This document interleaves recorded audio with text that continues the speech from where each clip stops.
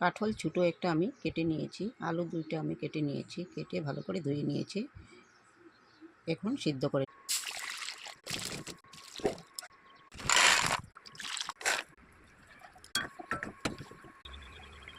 তেল গরম হয়ে গেছে, সোয়াবিনটা হলদি লবণ দিয়ে ভেজে নেব।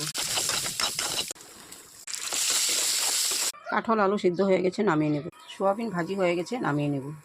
তেল গরম হয়ে গেছে, গোটা মশলা তেজপাতা দিয়ে দেবো, জিরা দিয়ে দিয়েছি, পেঁয়াজ রসুন আদা কাঁচামরিচ, টমেটো একটা কেটে দিয়ে দেবো। টমেটো পেঁয়াজ ভেজে নিয়েছি, জিরা ধনিয়া হলদি মরিচ দিয়ে দেবো, স্বাদ মতো লবণ দিয়ে দেবো। মশলা ভাজি হয়ে গেছে, কাঁঠাল আলু দিয়ে দেবো, ভেজে রাখা সোয়াবিন দিয়ে, সবজি ভাজি হয়ে গেছে, জল দিয়ে মিট মশলা দিয়ে, কাঁঠাল আলু সোয়াবিন দিয়ে সবজিটা আমার হয়ে গেছে, নামিয়ে নেব। সবজি হয়ে গেছে, নামিয়ে নিয়েছি। Thank you.